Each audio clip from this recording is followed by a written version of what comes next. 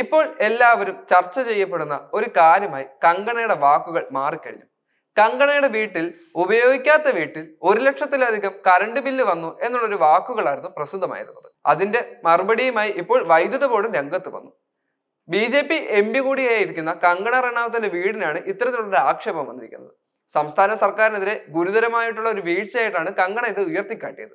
എന്നാൽ ലോകത്താകമാനം ക്രൂഡ് ഓയിലിനും അതുപോലെ തന്നെ പാചകവാതങ്ങൾക്കും വില കുറയുമ്പോൾ നമ്മുടെ ഇന്ത്യയിൽ മാത്രം പാചകവാത സിലിണ്ടറുകൾക്ക് മാത്രം 1000-ൽ കവിഞ്ഞുള്ള തുക ഈടാക്കുന്ന കേന്ദ്ര സർക്കാർ ഭരിക്കുന്ന ഒരു MP ആണ് ഇപ്പോൾ ഇലക്ട്രിസിറ്റിയുടെ പേരിൽ വലിയ വാചകങ്ങൾ അടിക്കുന്നത്.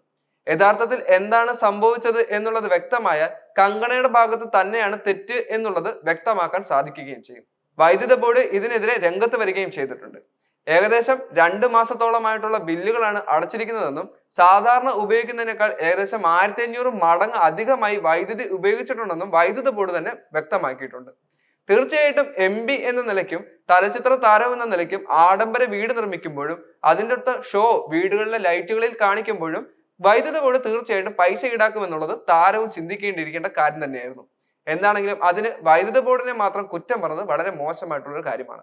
അതിനെതിരെയാണ് ഇപ്പോൾ വൈദ്യുത ബോർഡ് രംഗത്ത് വരികയും ചെയ്തിരിക്കുന്നത്. ഇപ്പോൾ താമസമില്ലാത്ത മണാലിയിലെ വീടിന് 1,00,000 രൂപയുടെ വൈദ്യുതി ബില്ലിട്ടെന്ന നടിയും MP-യുമായ കങ്കണ റണൌട്ടിന്റെ ആരോപണം വൈറലായി കഴിഞ്ഞു.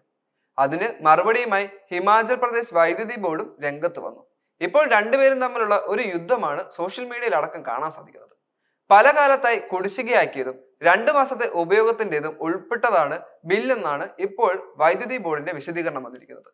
1,00,000 അല്ല 90,384 രൂപയാണ് ബില്ലെന്നും ബോർഡ് വ്യക്തമാക്കിയിട്ടുണ്ട്. കഴിഞ്ഞ ജനുവരി 16-ന് ശേഷം കങ്കണ വൈദ്യുതി ബിൽ അടച്ചിട്ടില്ലെന്ന് ഹിമാചൽ പ്രദേശ് വൈദ്യുതി board managing director Sandeep Kumar പറഞ്ഞു. കങ്കണ സ്ഥിരമായി ബില്ലടവ് വൈകിപ്പിക്കാറുണ്ട്. 32,000 രൂപയോളം കുടിശ്ശികയാക്കിയിട്ടുമുണ്ട്. മാർച്ചിലെ 28 ദിവസത്തിന് മാത്രം 55,000-നടുത്താണ് ബില്ല് വന്നിരിക്കുന്നത്. നവംബർ ഡിസംബർ മാസത്തെ ബില്ല് ജനുവരി 16-ന് അടച്ച ശേഷം ജനുവരി ഫെബ്രുവരി മാസത്തെ ബില്ല് അടച്ചിട്ടില്ലെന്നും സന്ദീപ് കുമാർ വ്യക്തമാക്കി. സാധാരണ വീടുകളെക്കാൾ 1500% അധികമാണ് കങ്കണയുടെ വീട്ടിലെ വൈദ്യുതി ഉപയോഗം. 700 രൂപയുടെ സബ്സിഡി താരത്തിന് ലഭിച്ചിട്ടുണ്ട്. പരസ്യ പ്രസ്താവന നടത്തിയതിനു മുമ്പ് കങ്കണ ബോർഡിനെ സമീപിക്കേണ്ടതായിരുന്നുവെന്നും ബോർഡ് വ്യക്തമാക്കി.